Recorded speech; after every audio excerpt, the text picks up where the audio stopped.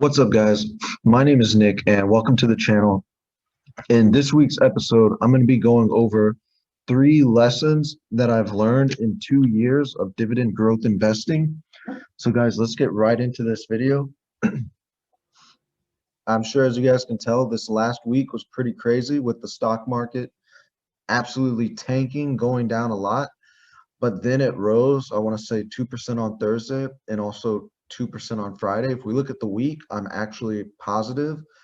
I had a market gain of $151.29, and I earned $32.18 in dividends. And if we look at the one day, I gained $1,025.59. Well, $5.32 were dividends, but that is the largest gain I've ever received in one day. And actually, if we go to the all-time, you can see my market gain is 3,800. I want to say the highest I've been is around 55, maybe even 6K. So as you see, the market has gone down quite a bit. And if we go into my activity feed, nothing really happened in the week. Didn't earn any new dividends, but I did deposit the 125 as always on Monday. And I got my 3 buy-ins of JEPI, NUSI, and Q Yield, as you can see right there. And now, guys, I want to get into the topics, which is what I've learned. So lesson number 1 in dividend growth investing is understand what you invest in. And luckily for me, when I first started investing, I did some research, and that is something that I will always tell you guys is to do your own research. And what I actually did is when I was doing my research, I read articles about the different on Investorpedia. I read different articles about the different styles of investing, growth investing, value, dividend, just to see what I wanted to invest in, what was right for me and my goals. And then I did watch YouTube videos, and I ended up choosing dividend growth investing. And these are the first 10 stocks I invested in. As you can see, AT&T, Clorox, Coca-Cola, Colgate, Costco, Johnson & Johnson, McDonald's, Microsoft, Pepsi, and Walmart. These are all companies you've heard of.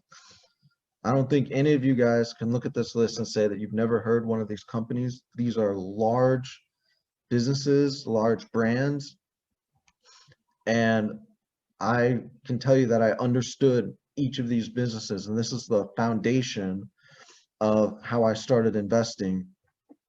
And along the way, I can tell you that I did make mistakes. There were some YouTubers that I watched where, I bought their stocks. Like, for example, I bought a lot of REITs when I first started investing that I didn't understand.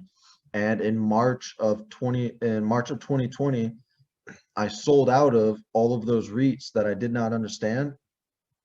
And there were some other businesses that I owned, like auto companies, gas and oil, financial companies. I ended up selling out of all of them because I didn't understand the businesses that much, and I just wasn't confident in those businesses. And one thing I do want to point out with the REITs and with all of those is I didn't sell. Like, my stock portfolio did drop a lot in March of 2020, as I'm sure most people's did. But when I sold those REITs, I didn't sell them out of fear.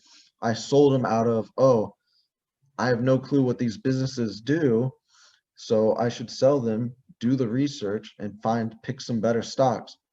And what I ended up doing is I had 6 REITs. I sold half of them. I think I sold Welltower, Store, and NRZ.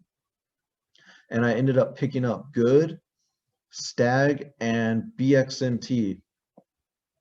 So just to give you guys an example, Good and Stag, they are REITs where they own like large warehouses, distribution centers. They do triple net leases. That's something that I can understand, can wrap my head around. Now, I will be honest, BXMT, it's a mortgage REIT or an M REIT. Do I completely understand what they do?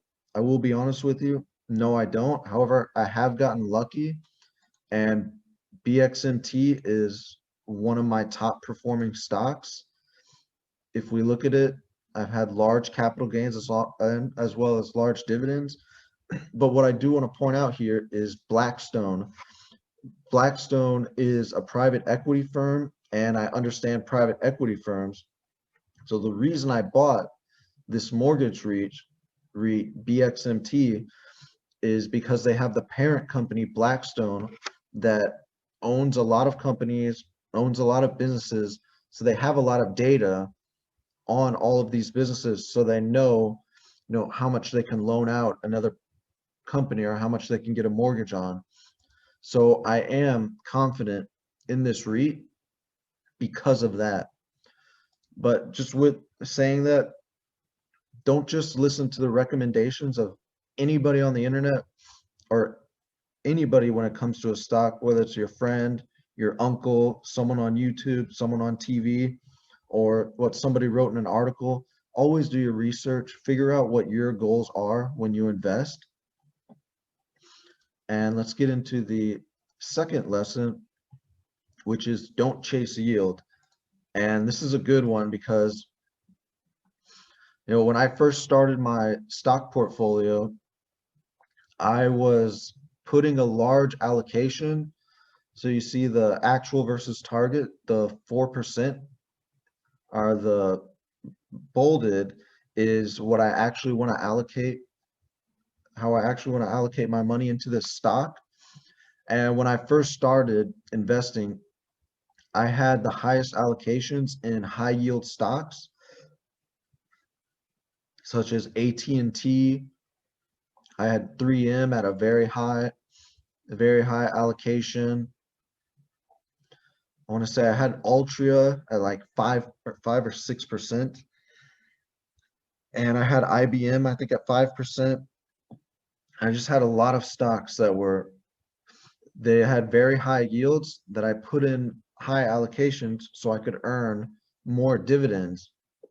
And what I've learned over these past 2 years of investing is that you want to invest into stocks that have high dividend growth rates. This is called CAGR. I've mentioned it before in my other videos, but basically, like let's say you have a stock like Microsoft, which let me find it. You have a stock like Microsoft, which has a 5-year dividend growth rate of almost 10%. That means over like 7 years, 8 years, your dividend yield is going to double. And I want to show you guys the definition. Something to look at is yield on cost. So if we just go into the definition, yield on cost, it's a measure of dividend yield calculated by dividing a stock's current dividend by the price initially paid for that stock. So they give you this example. Let's say you bought a stock at $20 and its dividend is $1.5 per share. So you take 1.5, you divide it by 20, and they say your yield on cost is 7.5%. But now I'm going to actually show you guys real examples with stocks because I think this looks a little confusing. So let's go into Microsoft, which is one of my favorite stocks. And I'll show you down here on Seeking Alpha the yield on cost. So if you bought Microsoft today, you'd have a 0.86% yield, which it's really low, or 0.83% yield, which is really low. It's under 1%. But like I said, Microsoft has such a great dividend growth rate at almost 10% that it makes up for it. And let me show you, if you bought Microsoft 5 years ago, your yield on cost would be 3.86%.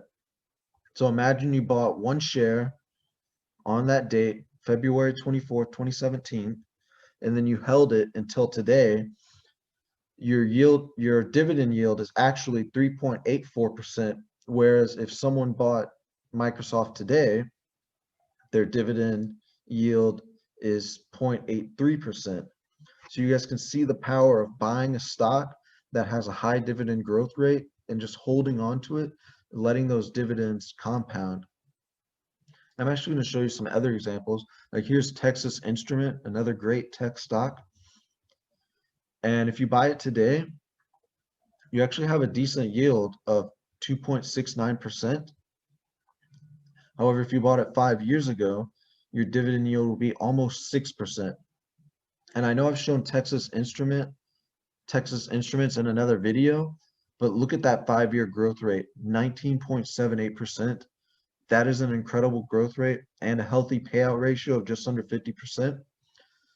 Now, next up, another one of my favorite stocks, Costco. Very expensive stock, but I think it is down like 9% so far in the year. Now, if we go on the yield on cost, Costco does have a very low dividend right now of 0.63%. However, if you bought it 5 years ago, it's 1.9%, which is which means your dividend yield is 3 times if you bought it on 2017. And let's go to Apple, which is another great stock. And if you buy Apple today, you have a really low dividend yield of 0.53%. But if you bought it 5 years ago, your dividend yield would be 2.58%. So I think that's 5 times more buying it later than now. And last is Home Depot, which is another company I love. Seem to only show the ones I love. And then, as you can see, you have a 2.4% dividend yield if you buy today, which is a solid yield. Plus, if you bought it 5 years ago, you have about a 5.21% yield on cost. And I'll actually go show Home Depot because I think they have a really high, 19% 5-year growth rate, which is absolutely insane. And I know I didn't show it for Microsoft or Apple or Costco, but I want to say Microsoft is almost 10%, Apple is about 9%, and I think Costco has a dividend growth rate about 10 to 12%. So these are all incredible stocks. As you can see, 44% payout ratio. That is insane.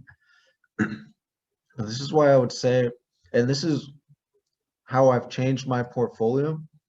If I actually click out of this and go back to M1 Finance and to my portfolio, as you can see, so I do have Verizon. It's a low growth rate company. I do need to lower that allocation. AbbVie has a great yield, but they also have a high dividend growth rate. So I have them there. The Duke and Southern Company are about average. But as you guys can see, I have started increasing the allocation like American Waterworks, Apple, Costco, Home Depot, Microsoft. And I've increased the allocation all these stocks, Texas Instruments, that have high dividend growth rates.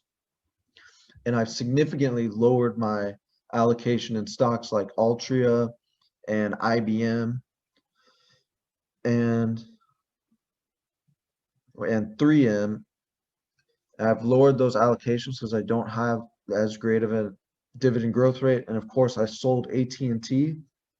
And the reason I sold AT&T is because they were cutting their dividend and they were getting rid of HBO Max, which is a significant business decision that I didn't agree with.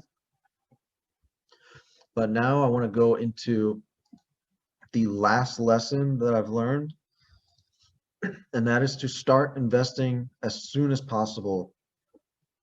So guys, I'm almost 30 years old and I just started investing in September 17th of 2019 at around 27. So I wish that I would have started investing when I was 18 or 20, because then, like I said, my yield on cost would be absolutely insane.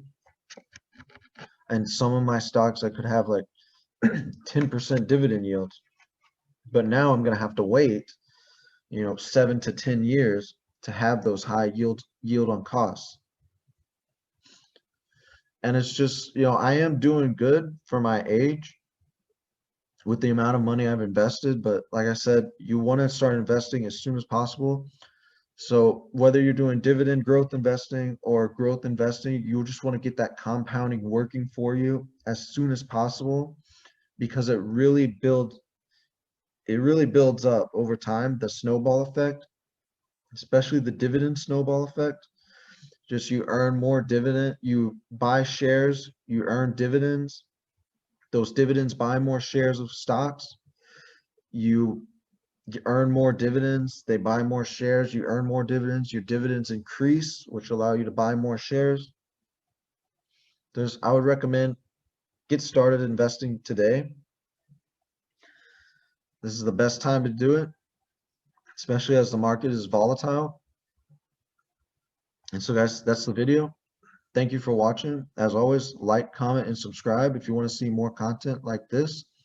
And guys, don't forget to get your $50 for free on M1 Finance. Link when you sign up, link in the description. And your 2 to 4 free stocks on Webull when you sign up with the link in my description.